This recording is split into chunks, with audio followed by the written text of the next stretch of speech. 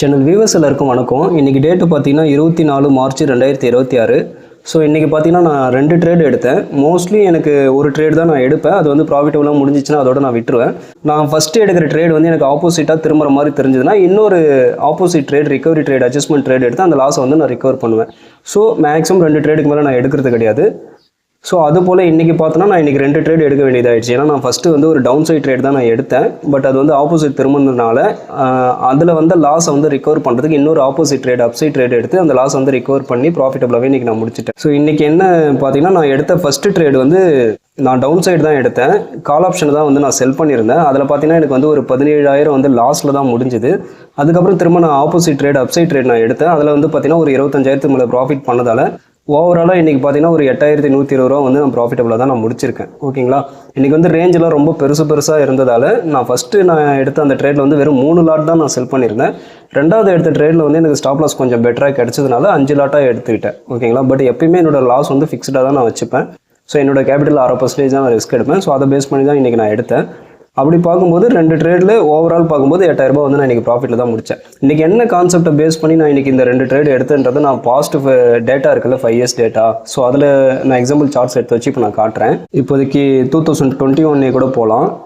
அதில் வந்து பார்த்தீங்கன்னா நான் ஃபாலோ பண்ணுற G1 டவுன் சைடில் டைப் 1 அப்படின்ற அந்த ஒரு ஸ்ட்ராட்டஜி பிரகாரம் ஒரு டவுன் சைட் ட்ரேட் தான் நான் ஃபஸ்ட்டு நான் இனிஷியலாக எடுத்தேன். பட் அதுதான் ஆப்போசிட் சைடு போய் என்னோட ஸ்டாப் லாஸ் பாயிண்ட்டை ஹிட் பண்ணதால் இன்னொரு ரிகவரி ட்ரேட் எடுக்க வேண்டியதாக இருந்துச்சு. ஸோ அப்போ ஸ்டாப் லாஸ் ரிகவர்டுன்ற இந்த சார்ட்டில் போயிட்டு எக்ஸாம்பிள் சார்ட்ஸை பார்த்தோன்னா இன்றைக்கான ப்ரைஸ் ஆக்ஷன் சார்ட் கண்டிப்பாக இருக்கும். ஸோ இந்த டே 6/5/2021 பார்த்தீங்கன்னா மோர் ஓவர் இன்றைக்கி இந்த டே 6/5/2021 இந்த ப்ரைஸ் ஆக்ஷன் பார்த்தீங்கன்னா மோர் ஓவர் இன்றைக்கி வந்த மாதிரியான ஒரு ப்ரைஸ் ஆக்ஷன் தான். ஸோ 50 MA தாண்டி க்ளோஸ் வச்சோடனே நான் ஒரு டவுன் சைட் ரேட் நான் போயிட்டேன். ஸ்டாப் லாஸ் வந்து ஹையில் வச்சுக்கிட்டேன்னு வச்சுக்கோங்களேன், டே ஹையில். அது வந்து பார்த்தீங்கன்னா ஸ்டாப் லாஸ் ஹிட் ஆகிடுச்சு. திரும்ப ரிகவரி ட்ரேடு வந்து எனக்கு ஒரு கன்ஃபர்மேஷன் கிடைச்சா நான் ரிகவரி ட்ரேட் எடுப்பேன். அதுக்கேற்ற மாதிரி பார்த்தீங்கன்னா இந்த R1 தாண்டி க்ளோஸ் வைக்கும்போது ரிகவரி ட்ரேட் எடுக்க வேண்டியதாக இருக்கும். ஸோ அது பார்த்தீங்கன்னா ஒரு 1:1 டிஸ்டன்ஸ் மூவ் ஆகும்போது உங்களுக்கு இந்த லாஸ் ரிகவர் ஆகி இந்த ட்ரேட் வந்து ப்ராஃபிட்டபுளாக வந்துடும். ஸோ அதே மாதிரி பிளானை நான் எக்ஸிக்யூட் பண்ணி தான் இன்றைக்கி இந்த 2 ட்ரேட் நான் எடுத்தேன். ஃபஸ்ட்டு ட்ரேடு ஒரு 17,000 லாஸ் தான். திரும்ப அது ரெண்டாவது எடுத்த ட்ரேடில் வந்து 25,000 ப்ராஃபிட் பண்ணி அந்த லாஸை ரிகவர் பண்ணிக்கிட்டேன். ஸோ இதுவும் பார்த்தீங்கன்னா மோர் ஓவர் அந்த மாதிரி ஒரு ப்ரைஸ் ஆக்ஷன் தான். ஃபஸ்ட்டு ஒரு டவுன் ட்ரேட் எடுப்போம், அதுக்கப்புறம் இங்கே ஒரு அப்சைட் ட்ரேட் எடுத்து அந்த லாஸ் ஒருவேளை ஃபஸ்ட்டு ட்ரேட் வந்து ஸ்டாப் லாஸ் போச்சுன்னா, ஒருவேளை நம்ம ஃபஸ்ட்டு எடுக்கிற அந்த down side trade stop loss போச்சுன்னா இன்னொரு அட்ஜஸ்ட்மெண்ட் ட்ரேட், ரிகவரி ட்ரேட் எடுத்து அந்த லாஸ் வந்து ரிகவர் பண்ணிக்கலாம். இது வந்து 2021 நடந்தது. 2022 கூட ஏதாவது எக்ஸாம்பிள் சார்ட்ஸ் இருக்கான்னு பார்ப்போம். G1 போகிறேன். அதில் வந்து டவுன் சைடு தான் நான் எடுத்த ஃபஸ்ட்டு ட்ரேடு. அது டைப் 1 அப்படின்ற ஒரு ஸ்ட்ராட்டஜி. அதில் வந்து ஃபஸ்ட்டு ட்ரேடு ஸ்டாப் லாஸ் அடிச்சிச்சுன்னா ஸ்டாப் லாஸ் கேட்டகரியில் போயிட்டு ரிகவர்டுன்னு இருக்கும். ஸோ அதில் ரிகவர்டு டேஸ் போனோன்னா எத்தனை நாள் வந்து அந்த லாஸை ரிகவர் பண்ணி நம்ம ப்ராஃபிட்லையோ இல்லை பிரேக்கிங்லையோ சின்ன லாஸ்லையோ முடிச்சுன்றதுலாம் இதில் தான் இருக்கும் எக்ஸாம்பிள் சார்ட்ஸ். மோர் ஓவர் இதே மாதிரி தான் இன்றைக்கி பார்த்தீங்கன்னா சரசரன்னு கீழே வந்து 50 MA தாண்டி க்ளோஸ் வச்சிருக்கு டவுன் சைட் ட்ரேடு. திரும்ப அந்த லாஸை ரிகவர் பண்ணுறதுக்கு இன்னொரு அப்சைட் ட்ரேட் எடுத்து அந்த அப்சைட் ட்ரேட் நல்லாவே போயிருக்கு. ஸோ அதனால் இந்த லாஸை வந்து நம்ம இங்கே ரிகவர் பண்ணி ப்ராஃபிட்டபுளாகவே வந்துட்டோம். ஸோ இது வந்து ஒரு நல்ல எக்ஸாம்பிள். 10/2/2022 இதே மாதிரி நடந்திருக்கு. இப்போ லாஸ்ட்டாக 2025 கூட இந்த மாதிரி நடந்திருக்கான்னு பார்ப்போம். அதில் G1 போகிறேன், G1 டவுன் சைட் போகிறேன், அதில் வந்து டைப் 1 போகிறேன். இதில் வந்து ஸ்டாப் லாஸ் கேட்டகரி தான் போகணும். ஏன்னா ரிகவர்டு ட்ரேட்ஸ்லாம் இதில் தான் இருக்கும், ஸ்டாப் லாஸ் ரிகவர்டுன்ட்டு. இந்த டேயில் பார்த்தீங்கன்னா அதே மாதிரி தான் ஒரு டவுன் சைட் ட்ரேட் எடுத்திருக்கோம். பட் அது வந்து ஆப்போசிட் திரும்ப ஆரம்பிச்சு ஆப்போசிட்டில் போக ஆரம்பிச்சிச்சு. ஸோ அப்படி போகும்போது இன்னொரு ஆப்போசிட் ட்ரேட் எடுத்து அந்த லாஸை வந்து அந்த ட்ரேடில் வந்து நான் ரிகவர் பண்ணிப்பேன். ஓகேங்களா. ஸோ எல்லாமே வந்து பக்காவாக இந்த 5 இயர்ஸோட பாஸ்ட் டேட்டா இருக்குல்ல, அதை பேஸ் பண்ணி தான் நான் ட்ரேட்ஸ் எல்லாமே நான் பண்ணுறேன். ஸோ அதனால தான் என்னால் வந்து கான்ஃபிடென்ட்டாக என்னால் இந்த ட்ரேட்ஸ் வந்து உட்காந்து எடுத்து அதை ப்ராஃபிட்டபுளாக முடிக்க முடியுது. ப்ராஃபிட்டபுளாக இருக்கணுன்றதுக்காக நான் நிறைய விஷயங்களை நான் பார்த்து தான் நான் ரெடி பண்ணி வச்சிருக்கேன். மெயினாக வந்து ஸ்ட்ராட்டஜிஸ், எல்லா ஸ்ட்ராட்டஜியுமே பார்த்தீங்கன்னா அதில் வந்து ஒரு பாசிட்டிவ் எக்ஸ்பெக்டன்சி இருக்கும். பாசிட்டிவ் எக்ஸ்பெக்டன்சினா லாஸை விட ப்ராஃபிட்டபுள் டேஸு ப்ராஃபிட் வந்து அதிகமாக இருக்கும். ஸோ அதுதான் பேசிக்கே. ஒரு ஸ்ட்ராட்டஜி வந்து நம்மளுக்கு ப்ராஃபிட்டபுளாக இருக்கணும்னா அப்போ ப்ராஃபிட்டபுள் டேஸ் வந்து லாஸ் மேக்கிங் டேஸை விட அதிகமாக இருக்கணும். இப்போ 2021 எடுத்துக்கிட்டோம்னா இந்த G1 டவுன் சைட் டைப் 1ல ப்ராஃபிட்டபுள் டேஸ் கிட்டத்தட்ட ஒரு 26 நாள் வந்திருக்கு. ஓகேங்களா.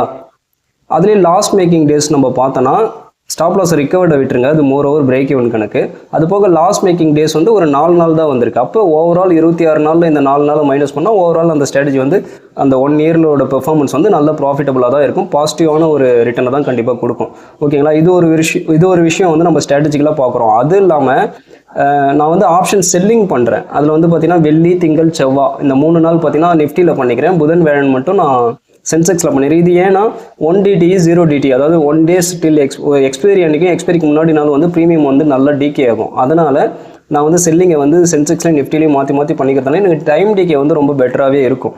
நான் ஒரு ட்ரேட் எடுக்கிறேன்னா எனக்கு ஆப்போசிட்டாக மார்க்கெட் வந்து என்னோட ஸ்டாப் லாஸ் பக்கமே எனக்கு ஸ்பாட் சார்ட்டில் வந்தாலும் ஆப்ஷன்ஸில் பார்த்தீங்கன்னா எனக்கு கொஞ்சம் டைம் டிகே குறைஞ்சி நான் ஆக்சுவலாக கொடுக்க வேண்டிய லாஸ் ஒரு 25,000 எனக்கு லாஸ் வந்து 17,000, 18,000, 5,000, ஈவன் 10,000 கூட லாஸ்லாம் முடிஞ்சிருக்கு. ஸோ லாஸ் சைடு போகும்போது எனக்கு நிறைய டைம்ஸ் வந்து கம்மியான லாஸஸ் தான் ஆகும். ப்ராஃபிட் சைடு போகும்போது எனக்கு டார்கெட் போயிடுச்சுன்னா கரெக்டான ப்ராஃபிட், ஓரளவுக்கு டீசென்ட் ப்ராஃபிட் கண்டிப்பாக வந்துடும். ஸோ இந்த மாதிரி எனக்கு டைம் டேக்கும் எனக்கு ஃபேவராக இருக்குது. நான் ஒரு 10 ட்ரேட் எடுக்கிறேன்னா அதில் 5லேருந்து 6 ட்ரேட் வந்து நான் ப்ராஃபிட்டபுளாகவே நான் முடிச்சிருவேன். அது போக ஒரு 2லேருந்து 3 ட்ரேடு வந்து பிரேக் ஈவனில் முடிக்கிறதுக்கு நிறைய சான்சஸ் இருக்குது. அது போக மீதி இருக்க 1 இல்லை 2 ட்ரேடு மட்டும் தான் நான் இன்றைக்கி லாஸில் முடிக்க வேண்டிய சான்சஸ் வந்து இருக்கும். ஓகேங்களா, அப்படி பார்க்கும்போது எனக்கு ஓவரால் வந்து 10ல் எனக்கு ஒரு 6 ட்ரேட் நான் வின் பண்ணிடுறேன். மீதி இருக்க ஒரு 3 ட்ரேட் வந்து நான் பிரேக் ஈவனில் முடிச்சிடுறேன். மீதி இருக்க அந்த ஒரு ட்ரேட் தான் வந்து அன்றைக்கி லாஸ் புக் பண்ண வேண்டியதாக இருக்கும். அதுவும் பெரிய லாஸஸாக இருக்கணும் வேண்டிய அவசியம் கிடையாது. சின்ன லாஸோ இல்லை நான் கொடுக்க வேண்டிய அந்த 0.5% லாஸை விட கம்மியாகவே கூட ஆகும். ஓகேங்களா, ஸோ அந்த மாதிரி எனக்கு லாஸஸ் சைடும் எனக்கு ஒரு பெனிஃபிட் இருக்குது. கம்மியான லாஸ் ஆகிற மாதிரி இருக்கிறதுனால ஓவரால் நான் ஃபாலோ பண்ணுற எல்லா ஸ்ட்ராட்டஜிஸும் நான் பெட்டராக ஒரு 20 ஸ்ட்ராட்டஜிஸ் மேலே ஃபாலோ பண்ணுறேன். ஓவரால் இந்த ஸ்ட்ராட்டஜிஸ் எல்லாத்தையும் ஒரு வருஷம் ஃபுல்லாக நான் கரெக்டாக ஃபாலோ பண்ணேன்னா ஒரு ஸ்ட்ராட்டஜி ஆவரேஜாக எனக்கு வந்து வருஷத்துக்கே 1% கொடுத்தா கூட எனக்கு அந்த வருஷம் ஃபுல்லாக நான் பண்ணேன்னா ரொம்ப டீசென்ட்டான ரிட்டர்னே எனக்கு உண்டு. நான் ரொம்ப மினிமமாகவே சொல்கிறேன், மினிமமாக தான் எக்ஸ்பெக்ட் பண்ணுறேன்.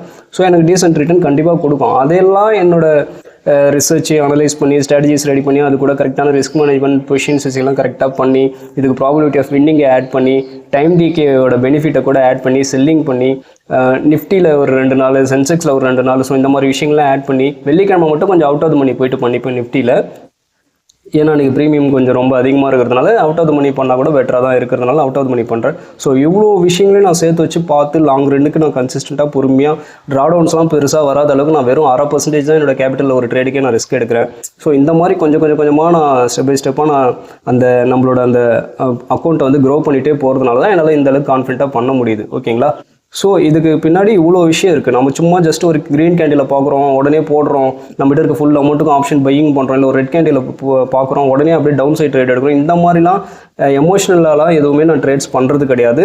எல்லாமே லாஜிக்கல் என்ட்ரி, லாஜிக்கல் எக்ஸிட். என்னோட ட்ரேடிங் பிளான் எனக்கு பக்காவாக நான் ரெடி பண்ணி வச்சுருக்கேன். ஸோ அந்த ட்ரேடிங் பிளானு, அந்த ரிஸ்க் மேனேஜ்மெண்ட் பிளானெல்லாம் நான் பக்காவாக நான் ஃபாலோ பண்ணி தான் நான் பண்ணுறேன். அதனால தான் என்னால் வந்து இந்த அளவுக்கு கன்சிஸ்டண்ட்டாக என்னால் ப்ராஃபிட்டபுளாக என்னால் பண்ண முடியுது. தைரியமாக ஒரு ட்ரேட் எடுத்து வச்சுட்டு அது லாஸ்ட்லேயே போனாலும் அடுத்தடுத்த ட்ரேட்ஸில் அது ரிகவர் ஆகி வந்துடும் எனக்கு தெரியும். ஸோ அதனால தான் என்னால் இவ்வளோ கான்ஃபிடென்ட்டாக இவ்வளோ அமௌண்ட்டை போட்டுமே என்னால் பண்ண முடியுது. ஓகேங்களா, ஸோ ட்ரேடிங்கை பொறுத்த வரைக்கும் ஸ்ட்ராட்டஜி ஒரு 30%, மீதி இருக்க 70% உங்களை வந்து ஒரு ப்ராஃபிட்டபிள் ட்ரேடராக மாற்றுறது வந்து risk management, position sizing skill தான். ரெகுலராக ரிஸ்க் மேனேஜ்மெண்ட், ஒரு ட்ரேடை வந்து ரிஸ்க் மேனேஜ்மெண்ட் இல்லாமல் நீங்கள் போடவே கூடாது, பண்ணவே கூடாது. கரெக்டாக நீங்கள் இந்த ட்ரேடை எடுக்கிறோன்னா அது இந்த ட்ரேட் நம்மளுக்கு ஆப்போசிட்டாக போச்சுன்னா எவ்வளோ லாஸ் ஆகும்.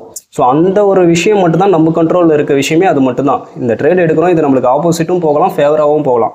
ஆப்போசிட் போச்சுன்னா நம்மளுக்கு அதிகபட்சம் எவ்வளோ லாஸ் ஆகும், அந்த ஒரு விஷயத்தை மட்டும் தான் நம்ம கண்ட்ரோல் பண்ண முடியும். மற்றபடி அது வந்து ப்ராஃபிட்டபுளாக போதா, இல்லை ப்ராஃபிட் கொடுத்தா எவ்வளோ கொடுக்க போகுது, இல்லை பிரேக் ஈவனில் முடிய போதா, இல்லை சைட்வேஸில் போதா, இல்லை ஃபேவராக போதா மார்க்கெட்டு, எதுவுமே நம்ம கண்ட்ரோலில் கிடையாது.